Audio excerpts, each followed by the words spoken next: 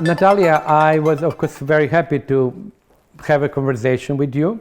I've known your work, but one thing which actually attracted a lot of my attention was your work on interregional inequality in Russia.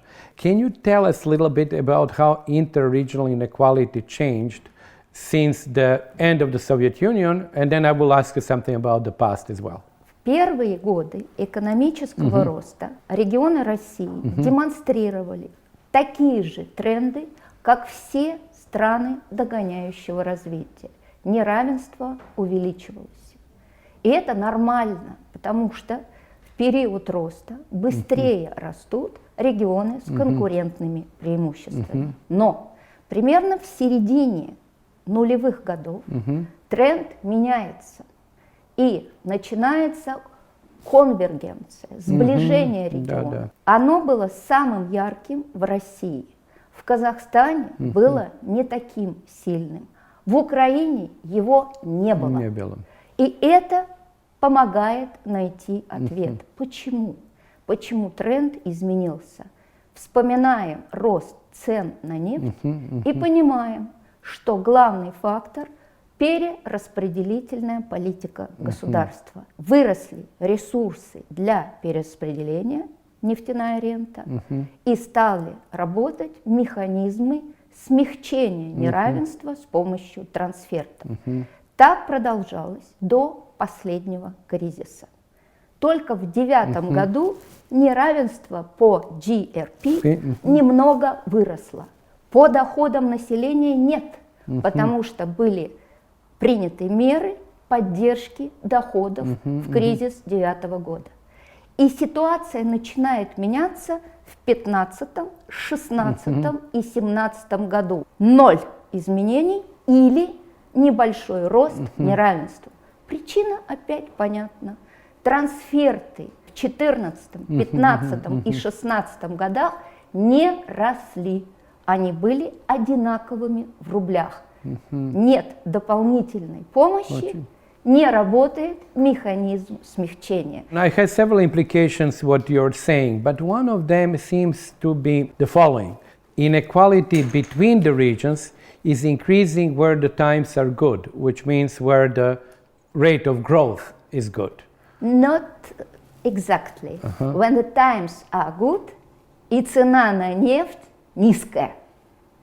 Когда цена на нефть высокая, включаются механизмы перераспределения государства. So in that sense, the high price of oil is being offset, offset in the sense that all the incomes would go to the oil-producing regions, is being offset by the mechanisms of redistribution. Во-первых, не только высокая, главное слово – растущая. Цена должна расти. Второе. Механизм перераспределения в России очень простой. Есть налог на добычу полезных ископаемых нефтегазовых ресурсов. Этот налог формирует очень большую долю всех доходов федерального бюджета. Это чистый рентный налог.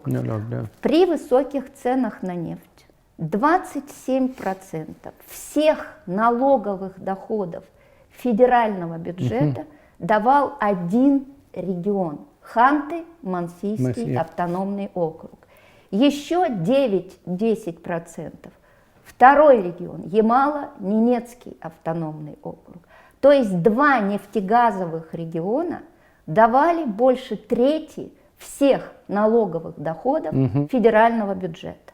Второй налог не рентный, но он очень связан с агломерациями. Это налог на добавленную стоимость.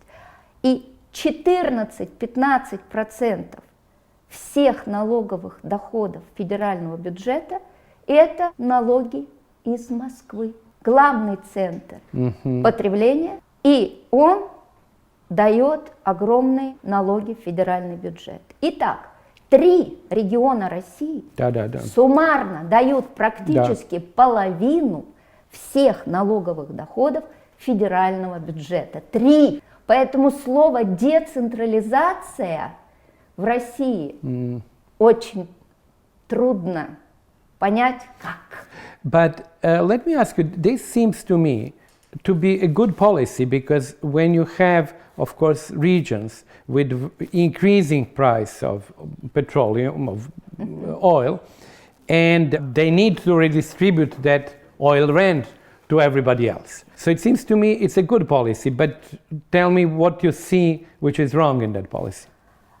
Россия – это страна с фантастическим, огромным неравенством налоговой базы регионов. И так будет долго. Пока нефть имеет высокую цену, так будет. Значит, нужно собирать ренту на федеральном уровне. Это нормально. Вопрос, что вы делаете потом? Как вы распределяете эту ренту? Мы понимаем, что в налоговой политике большие изменения невозможны. Правда, невозможно. Ну, можно дать регионам больше акцизов, можно не забирать столько налога на прибыль. Но это детали, принципиально изменить невозможно. Мы будем иметь еще долго большое перераспределительное государство. Значит, проблема главная – качество этого государства. Как оно перераспределяет, какие критерии, насколько эта политика транспарентна, стимулирует она развитие или стимулирует, по-русски это иждивенчество. Дай деньги, деньги дай. Поэтому мой главный ракурс внимания – redistributive politics. И здесь очень много вопросов. Первое, она непрозрачна.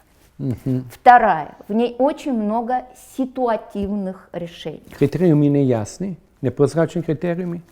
По формуле, понятной и прозрачной формуле, выделяется только дотация на выравнивание бюджетной обеспеченности. Это примерно 33-34% всех трансфертов. Есть чудесная дотация на сбалансированность. Там критерии очень непонятные и очень политические. 3 региона имеют очень большую специальную дотацию на сбалансирование. Чечня, Крым, Севастополь. Второе. Субсидии. Их распределяют министерства. Возможно, есть критерии, но их знают внутри министерств. А в результате мы получаем очень интересное распределение. Когда очень много лоббизма, очень много нетранспарентных решений. Но это еще не все. Есть специальные иные межбюджетные трансферты. Я очень люблю их смотреть. Extra-budgetary. The other budget. Иные бюджет. Иные. Один год вдруг праздник для Москвы. Что такое? Почему дали деньги? Говорят, на метро.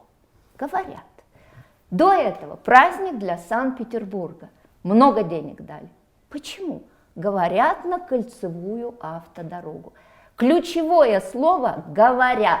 Да, ясно. Мы не понимаем критериев, по которым выдаются эти десятки миллиардов рублей. Поэтому мой главный вопрос, почему эта система такая нетранспарентная, и есть ответ на него. Потому что это выгодно для групп интересов, которые стоят у этого крана и перераспределяют деньги. И это плохая история. Например, губернатор как минимум 10 дней в течение 1 месяца сидит в Москве. Он работает. Его вице-губернаторы как конвейер друг за другом ездят в Москву. По-русски мы это называем вахта. У нас бывает вахта для работников сырьевых отраслей, а бывает губернаторская вахта, потому что главное умение губернатора – это не развитие региона. Главное умение губернатора Получить взять деньги. деньги. И это плохой стимул. No, this is very, very clear because, of course, if the governor has to spend, and his deputies have to spend most of the time trying to find ways to get the money, they obviously will have very little time to actually do the work of the region. And plus of that, I suppose there is not even much transparency on how they would use the money. Now, let me ask you one more question now. You mentioned in one of your presentations that the decline of or convergence of the incomes of the region often goes with slower growth, and you use the word zastoy. So is this something which is the case now? Межрегиональное неравенство доходов сокращалось наиболее устойчиво, смягчалось наиболее устойчиво. Во-первых, этот процесс начался раньше, чем конвергенция экономики. Он начался в 2002-2003 годах, когда государство первый раз повысило заработную плату бюджетникам. Занятые в паблик-сектор, таких больше в слабых регионах, где нет другой экономики. И это дало старт конвергенции. Далее, вторая динамика – это повышение заработной платы в рамках указа президента Путина в 2012 году. Это тоже помогло конвергенции, потому что в слабых регионах бюджетников много. И вдруг мы видим, 3 года последних нет никакой динамики, а в 2017 году рост дифференциации. Рост дифференциации. Слабый рост. Давайте, я буду аккуратна. Мне нужно еще 2 года посмотреть, это тренд или это флуктуация. Или это флуктуация. Но похожая картина была в Казахстане, когда у них начался кризис.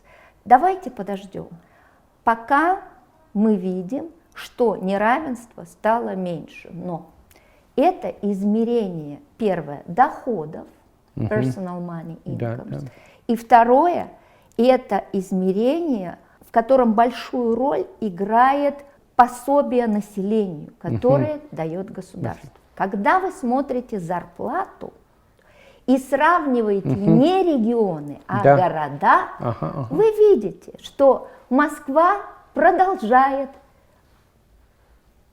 дивергенцию с остальными городами. Все крупные города России конвергенция, они Москва ближе, а Москва дивергенция. И это самый главный фактор концентрации всего в Москве. Ресурсов, мигранты, квалифицированные рабочие места. Поэтому Москва не Россия. Это очень важно. On this same topic, you know, we have in many countries this kind of really the stolica becoming more and more important.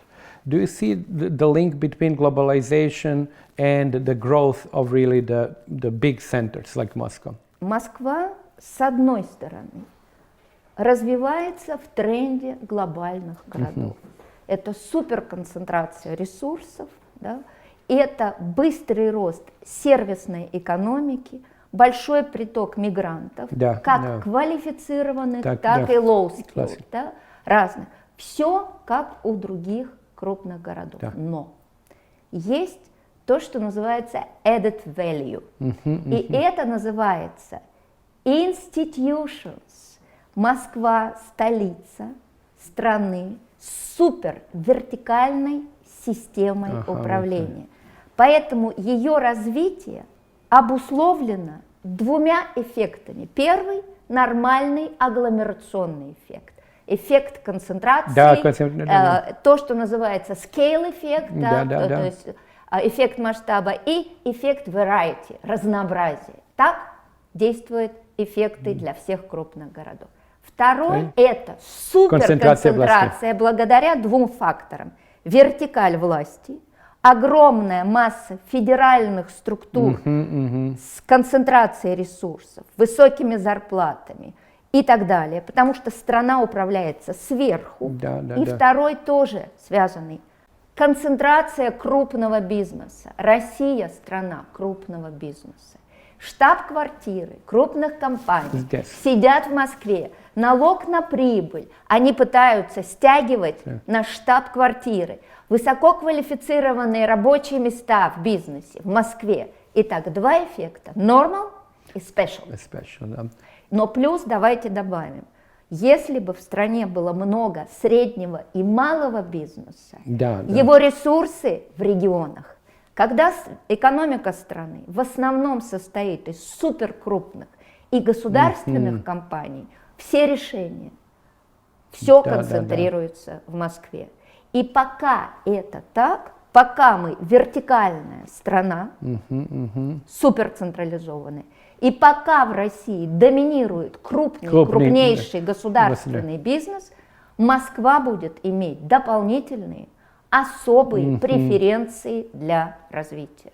So if I could summarize, actually, I would see the following, and you correct me, that there is a healthy, хорошая конвергенция when you have small business, which would be sort of in most of Russia, and then, of course, the small business would be doing relatively well, then the regions would become more similar.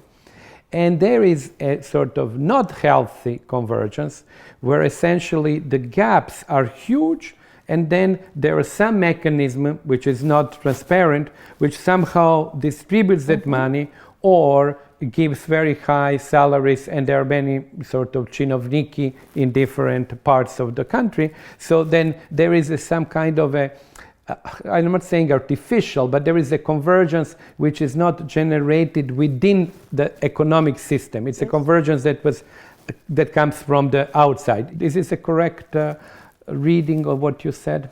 Конвергенция, которую мы видим, это перераспределение. Перераспределение.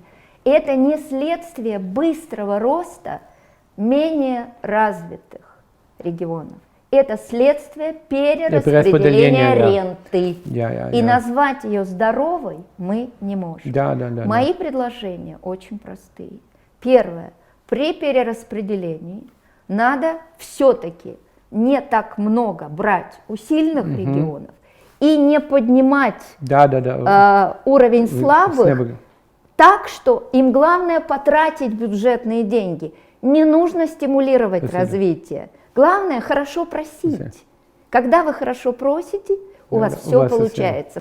You mentioned in the conversation once застой. Do you think that actually the current period, because of low rate of growth of Russian economy, not only, and all other, I'll let you, all other maybe phenomena, is it, we can possibly call it застой? Для меня застой не только в динамике экономического роста или в плохой динамике доходов населения. 4 года минус. И, видимо, и 5-й год будет минус. Для меня важнее застой. Структуральный? Нет, хуже. Институциональный? Values. Ценности. Люди не понимают перспективы. Люди не видят перспективы.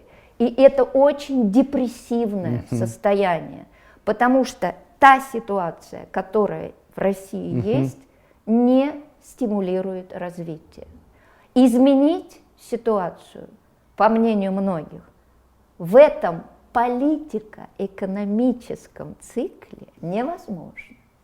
И мы не видим перспективы.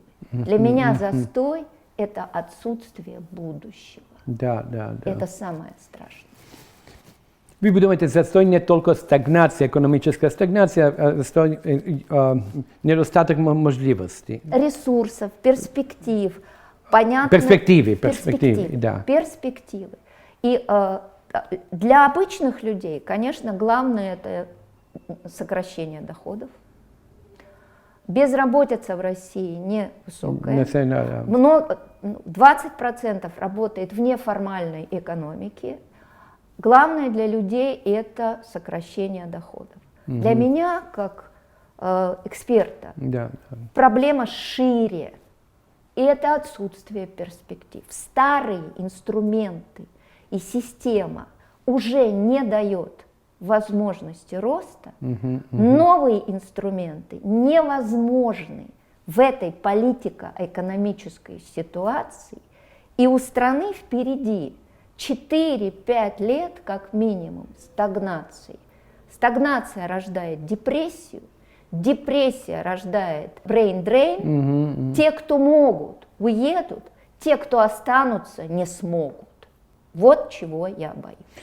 So you ended maybe on a very pessimistic note, but if the problems are institutional and structural, largely, then even the change in the price of oil and even the removal of sanctions, let's suppose, would not make that much of a difference. Согласна.